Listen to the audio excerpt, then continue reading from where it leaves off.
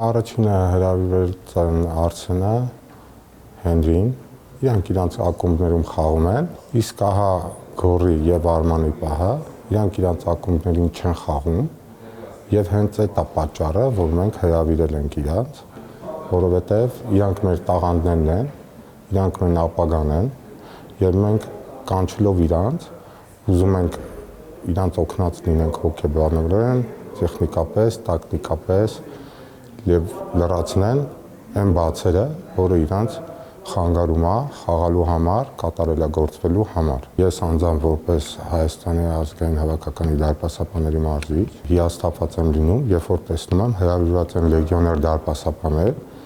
որոնք ուժեղ չեն մեր հայ դարպասապաներից։ Եթե լեգիոներ, ուրեմն պետք է լինի մի քանի գլուխ ուժեղ, բայց ցավոք սրտի այդ մի քանի գլուխ ուժեղներին չենք տեսնում։ Մեր մարզչական շտաբը ունի դրական փորձ, երբ որ Դավիթ Յուրչենկոն հեռացավ, մենք սա 3 թվին վերցրինք գնայից Հենրի Ավագյանին։ Եվրոպական լավ մրցանակներից հետո կարանք մեզ թույլ տայինք վերցնել որակյալ լեգիոներ։ Բայց Երեշե Մելիքյանի հետ քննարկումից հետո որոշեցինք վերցնենք հայ դարպասապահ, օգնել իրան կատարելագործվել, որից հետո նա նաև օգնեց մեր ակումբին, որպեսզի լինեն հաջողություններ։ Այսինքն մենք ունենք տաղանդներ չգնահատված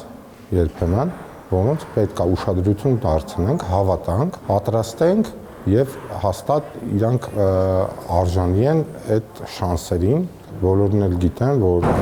պարոն Մելիք-Բեկյանը նախկինում եղել է դարպասապահ,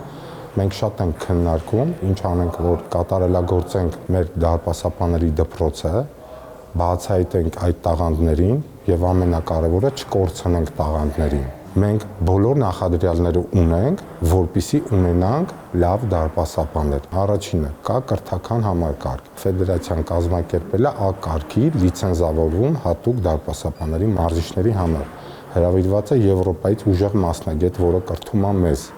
Այսինքն կա կրթված մարզիչ, կա տաղանդ, կլինի նաև ուժեղ տաղանդավոր դարպասապաններ, կունենանք նաև ապագա։ Օրինակ Կազախստանում դեռ A կարգի լիցենզավորումը չկա։ Մենք երկրներ կա դաժե առաջ ենք։ Հավաքականի ու ակումբի տարբերությունը շատ մեծ է, որովհետև ի տարբերություն ակումբի դու շատ քիչ ժամանակ ունես աշխատելու։ Շատ անալիզներ ենք անում, գտնում ենք այդ դիպուկային ինֆորմացիաները, որը կարենա էֆեկտիվ լինի։ Բացի այդ նաև որոշել ենք անալիզները ներկայացնենք իրանց ակումբներին, քննարկեմ թույլ ուժեղ կողմերը, վիդեոանալիզներով եւ իրանց առաջնության խաղերով գնա վերլուծություններ եւ լինի հետեւություններ։